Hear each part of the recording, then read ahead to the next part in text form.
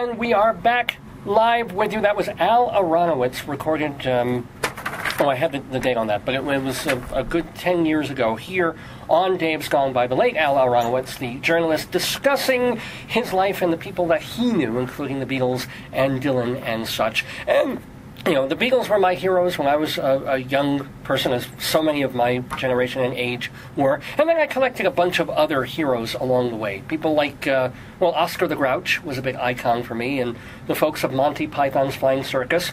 And the man who is on the telephone with us right now. I didn't know that it was calling in. I emailed him. I hadn't heard back. And then suddenly he checked his email this morning, and amazingly enough and thrillingly enough, one of my all-time ultimate radio heroes is with us to get Demented on the radio. Ladies and gentlemen, Dr. Demento. How are you, Doctor? Oh, great. Woo, woo, woo. Wind up your radio. Hi, Dave. Hi, Dr. D. Oh, just to hear that voice and just to hear... Are you still able, after 46 years, to muster that energy every time you do a show? Oh, sure. We got a new one on the internet just this morning, drdemento.com. It has a tribute to Leonard Nimoy, of course. Also a Demented dance party with the funky gibbon and the punk polka, all that good stuff. Are you ever at a loss for themes, or is it always just no problem? You have no difficulty putting together a 2-hour show? Oh, it sometimes takes me a little while to think of a good theme. I think of them several weeks ahead of time so that I can get prepared. But I have to come up each week with a theme that hasn't been done recently and that I know there's a lot of good stuff about, except, of course, the last weekend of every month when we do the top 10, and that becomes our theme. Oh, right, of course. But do you have a shorter lead time now that you can do things right from the computer? You get the show done and you get it ready, whereas back in the day, I guess you had to have a 3-week stretch between having your show and then getting it on disc to terrestrial radio. Yeah. Oh, yes, we used to have a 3-week lead time, sometimes even 4 weeks, and that's just the way it was, and it's a relief not to have to do that. I do still get the show ready ahead of time, a few days ahead of time, but I could theoretically make last-minute changes up until the day before the show goes online. Which is what it goes online in the middle of the night, and I suppose I could theoretically make a change at about 11:30 or so, but it takes a little while to have it actually, to go through the electronic mechanism to have it go online at midnight Pacific time on every Saturday. Yeah. No, I mean, we get so spoiled now in this digital age. I know that I try and listen to this radio host out of, it's New York. It's Vin Scelza, who was one of the classic rock DJs, and he's on WFUV out in New York, and he used to do the show live, but he's an older man now. He's not always in the best of health, so he does his little show out in New Jersey from his house, and he generally does it like on a Tuesday, Wednesday night, and it's usually fine. But if somebody major dies on a Thursday, it's kind of weird not to hear that referenced in his show. Okay, well, Leonard Nimoy, he passed, I believe it was a Friday. Yeah. Or was it late Thursday? Anyway, it was too late to do the show what would have been last weekend. It was just too late to do it justice. If it had been one song, fine, but if the show had already gone to the webmaster and was already in the process of being put online, so but people seem to be okay with it, the tribute running today. Oh, sure. I mean, and hell, I remember back in 2001 after 9/11, it was about 3 weeks before you could do a 9/11 tribute on the regular radio, and it was almost weird to hear. It was way different then, and also when John Lennon was assassinated, that was a tough one. So I was out on tour when that happened, so it was even more of a delay than usual. Did you ever meet any of the Beatles? No, never did. Sorry, see, I was within breathing space of a couple of them a couple of times. Okay. No, never actually shook hands or conversed. My loss. I remember life goes on. In our original interview, you were talking about you were you were a roadie for some band for a while before you really lucked into radio. For Canned Heat and for Spirit both in the late 60s, so those were great times. Very different from what I do now, but they were fun. It It was not always wonderful, but it was fun. And of the people that have been on your radio show, they haven't just been quote-unquote novelty people. I mean, you had Zappa on there. You're a big Zappa fan still. Captain Of course, Zappa, certainly there was nobody better at doing his particular form of satire, so he definitely falls into the realm of humor, but he did lots of other stuff too. He was conflicted about that himself. He made an album once called Does Humor Belong in Music? ? Oh, I think he meant that sarcastically. I think he would have known, of course it does, you know. Yes, right, but he was conflicted about it. Really? Well, I think a lot of people got on him because his satire was sometimes so ridiculously silly or crude, and I think he could have done better.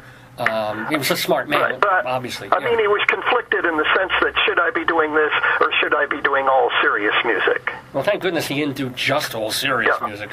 I think one of the reasons that he did things like Don't Eat the Yellow Snow was because he knew they'd be popular, especially with a young male audience, and that would get people in the seats who would be exposed to his serious music and become loyal fans. I think that would...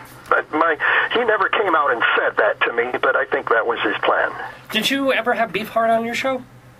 Yes, a couple of times. Was he... And those shows are available for streaming at drdemento.com if anybody would like to go back and listen to those.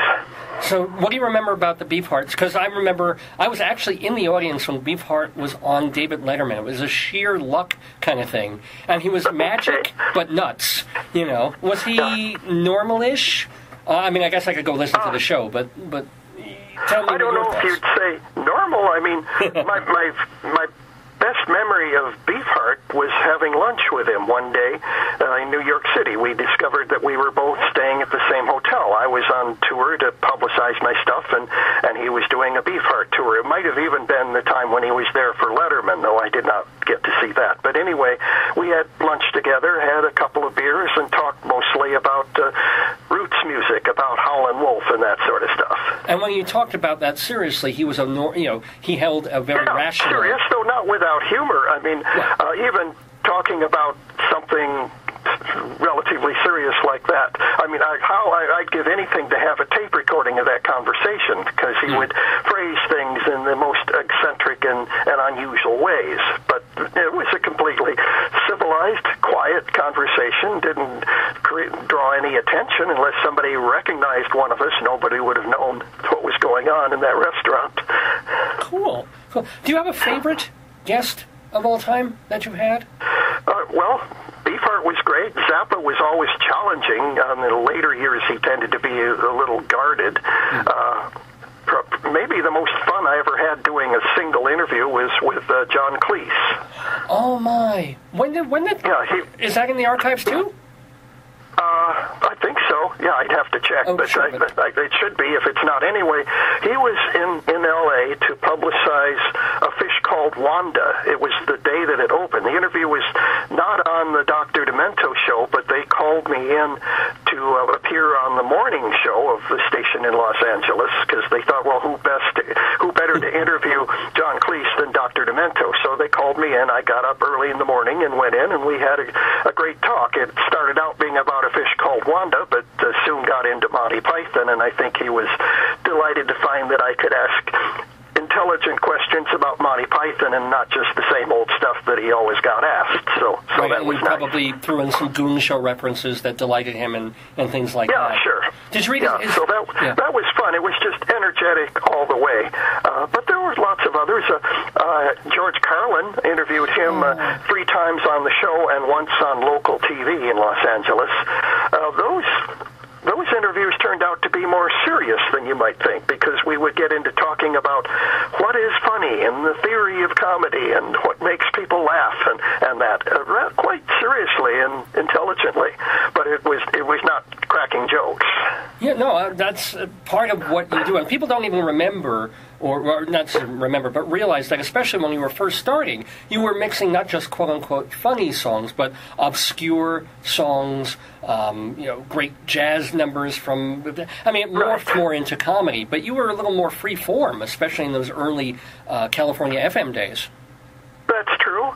And I get into that a little bit nowadays because, I don't have to answer to radio station program directors anymore. Exactly, and you still separate... It's still mostly funny stuff, but it is more free-form. I find myself playing more older things from before the rock era. Like some of the rock program directors would get impatient if I played something recorded in 1915, for instance. But yeah, and also you have your after show. I can do that now to a certain extent. Go ahead. No, I was going to say you still also have the after show, which is kind of the songs that you can get the kiddies out of the room. And you don't have to bleep them. And yeah, I do that. I do that once a month or so. I'm a little bit overdue to do one of those, but I will. Yeah, because so much of comedy now, be it spoken word, especially spoken word, but even musical, you can't avoid. Every other word is that. No, I still play stand-up now and then, but I've always leaned towards the musical thing. So sometimes a whole show will go by and it'll be all music. So does it? It's just the way I am, and people seem to like it. On Facebook, we now have the Dr. Demento show official page. Oh. Yeah, which I participate in. It's the only Facebook page devoted to funny music that I regularly participate in. There are some others that use my name, but this official page, just look for the word official. I contribute to that and get lots of good feedback from some of the most loyal listeners to the show. Can I ask how often, and maybe it's different now than it was when you were on terrestrial radio, but how often your taste... Like, you've got the top 10, but that's voted on by the listeners. Your taste dovetails, like when you have a number one song that gets played 5 weeks in a row or whatever. How often is it you agree, and how often are like, oh, God, I have to play this again because the audience just loves it? Well, most of the time I go along with it. I don't object to it. I don't get up every morning and put Dead Puppies on the stereo the first thing when I get up. So that's still one of my favorites, though. I have to say that my personal taste. Go ahead. No, I was just going to say that would be one song that would be on my top 10 or 20 of Demented songs that you've ever played. Yeah, there's no question that belongs where it is in the top 10 all-time hits on the Dr. Demento show. It's just that people like a little more variety, and so being on the internet rather than on radio, I find myself not repeating myself quite as much. Oh, yeah, cool. Because I have to say, if I never hear Tom T-Bone Stankus again, it won't be too soon. That's one of those where I just be like, why do people keep voting this one in? We all have things like that. Well, that it still gets on once or twice a year, but that's all. And of course, there's an understandable reason, a very great reason, why you play Weird Al Yankovic so much, because you made him. Right. Yeah, and he's brilliant, of course, but the fact that... Of course, with him, there's so many different songs. Oh, yeah. And that helps a lot, and he's still released a new album. Yeah, he's had a great year this past year, and just about to go out on a tour. He'll be touring Europe for the first time. And you're still friends, you're still in contact, you're still... We're still in contact. Okay. It's nice to know. This is a relationship that goes back 30-something years now, 35 years at least. So... Oh, yeah. Well, the first time I ever played anything of his was 1976, so that's 39 years this summer. Wow. So, can I ask, one of the things that we talked about last time you were on the show is your amazing record collection that almost collapsed your house. Yes. Are you still sort of collecting records and CDs, or have you gotten to the point where, just digital everything? I still love my records, still keep them. I'm not as acquisitive as I used to be. Our house and the record room and everything is full up. There's hardly room, so I'm not in the market for 5,000 ordinary 78s, which I get offered now and then. I'm not in the market for that. But I still love the records that I have, but I'm quite content listening to digital files too, and of course on the show everything gets digitized before I put it on the show, no matter what medium it came in originally. Well, yeah, that of course completely makes sense. And of the stuff that you have in your archives, what percent would you say is digitized? Like in your house, in your massive basement thing? what I've digitized myself, it's probably 2%, something like that. Right. There are a good many more that have been digitized by others or released on CD somewhere on the planet. Well, I may have asked you this last time, but you have kids, right? You have a son at least. You have more than one? Kids? What's that? You have kids, right? You have children? No children. Oh, okay. Happily married now for over 30 years, but no kids. Well, the reason I'm asking is not to be overly personal, but to say, okay, you're not a young man anymore, you're in your 70s. What provisions have you made for a museum, for what you have? That, Dave, I'm not going to answer that one, but thank you very much. I'm glad people care. Well, no, because Joe Franklin died a few months ago, and the big question was like, okay, what do you do with all those years of nostalgia piled in his office? I'm certainly aware of that. I'm just not making my deliberations public right now. But you don't have to tell us what they are, but you have that in mind. You're not, you're not ignorant of the fact that people... I haven't ignored it altogether. Okay, that's cool. That's cool. So have tastes changed in comedy and novelty music in the past, let's say, either 20 years or 40 years that you've seen? Is there something different? What? Well, how?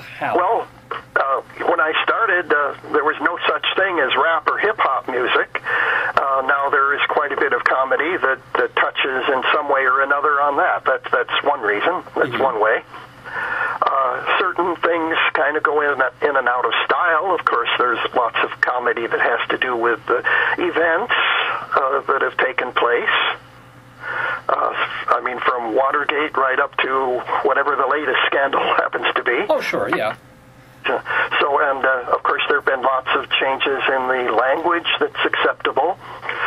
Now, when I first went online only, I thought, well, I don't have to bleep anything anymore.